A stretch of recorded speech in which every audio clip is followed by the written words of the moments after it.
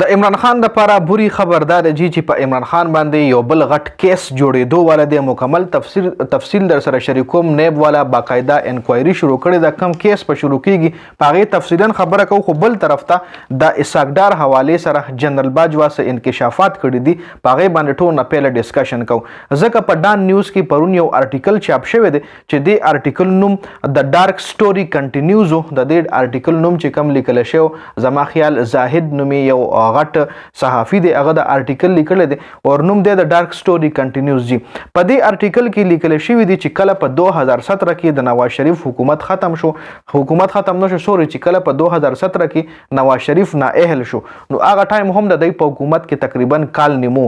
نواز شریف چې کله نااهل شو نو د هغه په ځای بل وزیر اعظم پکار و چې بل وزیر اعظم به خامخا ځکه ټایم نو پوره د حکومت ټایم نو پوره، نواز شریف په ځای بل وزیر اعظم به جوړېدو. نواز شریف هغه ټایم دا فیصله وکړه چې شهباز شریف په د ملک وزیر اعظم شي. چې شهباز څه ټایم بیا نواز شریف کور ته لاړو، نو اسحاق ډار او رانا حسن الله او دا ټول چې کوم د مسلم لیگ نون غټ لیډران دي د نواز شریف انتظار کولو. د نواز شریف کور ته ورغلی، ورته ویلي چې دا فیصله د غلطه کړې ده او کم از کم موږ نه خبرې تپوس کړو، موږ هم د ستا په پارټۍ کې یو اهم رول لرو.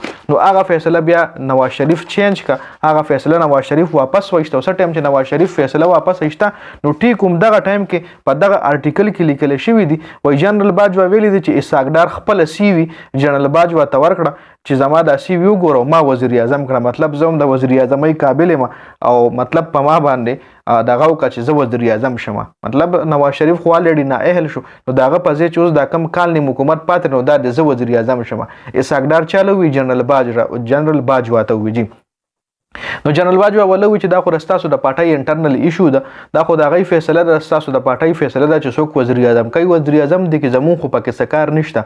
نو اسحاق ډار ولوي چې یو کین ډو انیثینګ، ته هر څه کولی شي او که ته وغواړې نو ته ما وزیر اعظم هم جوړولی شي، ته ما د ملک وزیر اعظم جوړولی شي د نواز شریف په ځای.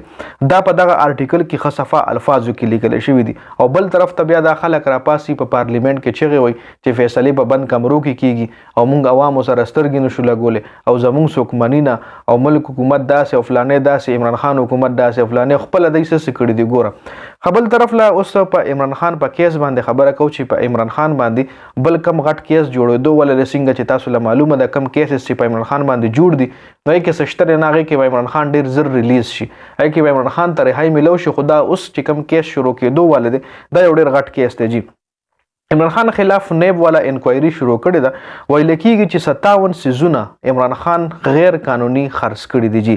نیب والا اډیاله جیل ته ریکویسټ هم کړی دی چې موږ ته اجازت راکړئ چې موږ د عمران خان خلاف انویسټیګیشن وکړو، چې موږ عمران خان نه انویسټیګیشن وکړو چې دغه کم 57 سیزونه د توشاخانه نه خرڅ شوي دي نو غیر قانوني خرڅ شوي دي. د هغه 57 سیزونو به موږ اوس د عمران خان نه انویسټیګیشن کوو.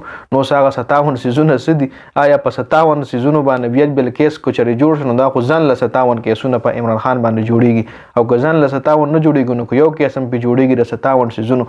خو ګورو به اوس چې کوم دی دا نوی اپډیټ راغلی چې په عمران خان باندې دا یو نوی کیس شروع کېدو والا دی. مخکې چې کوم اپډیټ راسي انشاءالله شریکوم به در سره. ډېره زیاته مننه د ویډیو کتلو. والسلام.